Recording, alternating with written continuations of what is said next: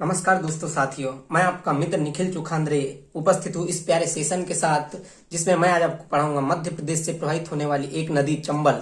अगर आप मध्य प्रदेश के एक निवासी हो तो आपको इन सभी बातों को एक नॉर्मल जीके के तौर पे याद रखना चाहिए, और आप विद्यार्थी हो तो इन सभी बातों को आपको परीक्षा पर आधारित इनसे क्वेश्चन पूछे जाते हैं, इसलिए आपको ये याद होना चाहिए। तो अपन टाइम व्यर्थ ना करते हुए सीधे चलते हैं चंबल नदी की ओर। तो चंबल नदी की ओर चलते हैं साथियों। तो ये चंबल नदी जो है इंदौर जिले के निकट महू के जानापाव पहाड़ियों से इनका उद्गम स्थल माना गया है। जानापाव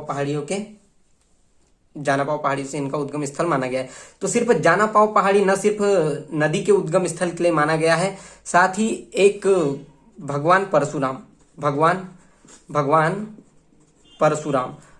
परशुराम की जन्मभूमि भी जानापाव पहाड़ियों में मानी जाती है। और साथ ही जब जानापाव पहाड़ियों की बात कर रहे हैं तो न सिर्फ यहाँ से चंबल नदी का उद्गम हुआ है, बल्कि और कुछ नदियां हैं, जैसे चोरल कारम, है ना। इन सभी नदियों का स्तंभ भी जो है अपने जानापाव पहाड़ियों में हुआ है। चोरल, कारम, बीरम, है ना, सुमरिया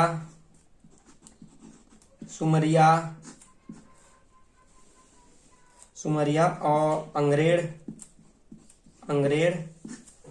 और साथ ही गंभीर नदी। तो इन सभी नदियों का उद्गम स्थल भी जानापाव पहाड़ी। ये हो गई अपनी 6 नदियां, और जो ये चंबल नदी है ये एक 7वीं नदी। तो अपन लोग बात कर रहे थे जब चंबल नदी की, तो अपन लोग क्यों ना चंबल नदी पर ही कंटिन्यू करते हैं। तो चंबल नदी, ठीक है। तो चंबल नदी की टोटल लंबाई कितनी है अपनी?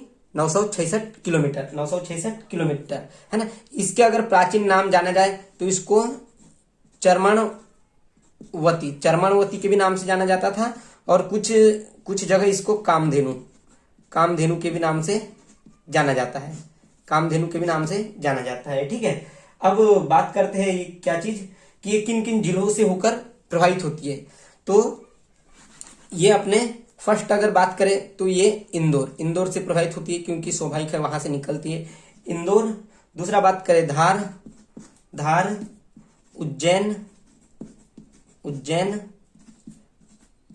रतलाम, है ना, और मंदसौर। तो ये 5 जगह तो है जहां से ये प्रभावित होती है। अब साथ ही मैं आपको उन जगह के नाम बताऊंगा जहां से ये प्रभावित होती है, और साथ ही वहां ये बीहड़ का निर्माण करती है। किस चीज का? बीहड़ का। तो ये हो गया अपना सेवपुर। दूसरा हो गया यहाँ पर भिंड, और तीसरा मुरैना। ये ऐसी जगह है जहां पर ये प्रभावित होती है और बीहड़ का निर्माण करती है। अब बीहड़ का आपने पान सिंह तोमर मूवी में देखे होंगे कि बीहड़ क्या चीज होता है। पान सिंह तोमर में आपने देखे होंगे कि बीहड़ यानी कुछ ऐसी नदी, ऐसी जगह होती है जहां से प्रभावित होती है, और साथ ही अपने कुछ जगह पर इस टाइप का ऐसा निर्माण कर लेती है जहां किसी भी आदमी या किसी भी चीज के छुपने की जगह निर्मित हो जाती है। ठीक है। अब बीहड़ का निर्माण होने का क्या कारण है यहाँ? एक तो अवनलिका, जिसको हम लोग त्वरित बोलते हैं। तो अवनलिका या त्वरित मृदा अपरदन के कारण बीहड़ का निर्माण होता है। मृदा अपरदन के कारण जो है बीहड़ का निर्माण होता है। ठीक है। अब बात करते हैं तो ये किन किन राज्यों से होकर बहती है चंबल नदी। तो चंबल नदी अपना मध्य प्रदेश, है ना, मध्य प्रदेश और राजस्थान, है ना, राजस्थान, और अंत में उत्तर प्रदेश। तो ये 3 राज्यों से होकर प्रभावित होती है ये नदी। अब मध्य प्रदेश से होकर प्रभावित होती है, और उत्तर प्रदेश के इटावा जिले के मुरादागंज में ये यमुना में मिल जाती है। तो ये बोल सकते हैं कि ये यमुना की सहायक नदी भी है। ठीक है, यमुना की सहायक नदी है। बात जब मैंने आपको बता रहा था बीहड़, तो बीहड़ ना सिर्फ चंबल बनाती है बल्कि और एक नदी बनाती है, यानी मध्य प्रदेश में 2 नदियां बीहड़ का निर्माण करती है, जिसका एक नाम है ताप्ती। इस नदी का भी मैं आपको पढ़ाऊंगा, इस नदी के बारे में, लेकिन उसका सेशन कोई दूसरा होगा, है ना। अब बात करते हैं अपन लोग कि इस पर संचालित होने वाली परियोजनाएं। किस पर? चंबल नदी पर। चंबल नदी पर संचालित होने वाली परियोजनाएं। तो सबसे पहला अपना गांधी सागर बांध। कौन सी? गांधी सागर बांध।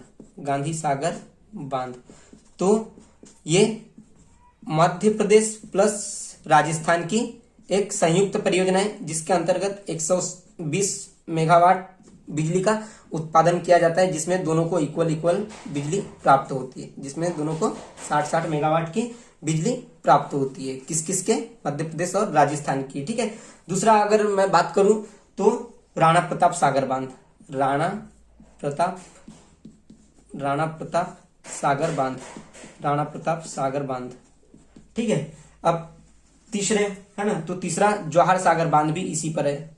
जवाहर सागर बांध। जवाहर सागर बांध ये भी चंबल नदी पर है। चौथा अगर मैं बात करूं तो कोटा बैराज।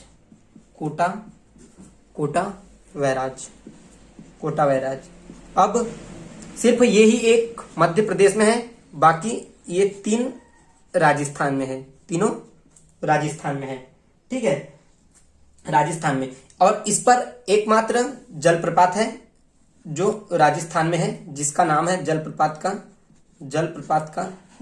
का नाम है यहाँ चूलिया जलप्रपात। क्या नाम? चूलिया जलप्रपात। ठीक है। तो आज का जो हमारा टॉपिक था ये सिर्फ था चंबल नदी, है ना। तो आज के लिए इतना ही। फिर कभी मिलेंगे अपन किसी और टॉपिक के साथ, जिसमें मैं आपको अभी मध्य प्रदेश की प्रमुख नदियां चल रही है, तो मैं आपको मध्य प्रदेश की और कुछ नदियां पढ़ाऊंगा। लेकिन जाते जाते मैं आपसे कुछ एक क्वेश्चन पूछना चाहता हूं, तो उसका आप आंसर मुझे कमेंट में जरूर बताइएगा। तो हमारा ये सवाल है कि मिजोरम की राजधानी, ये हमारा आज का सवाल है। तो धन्यवाद। इसका जवाब मुझे कमेंट में जरूर बताइए। ठीक है।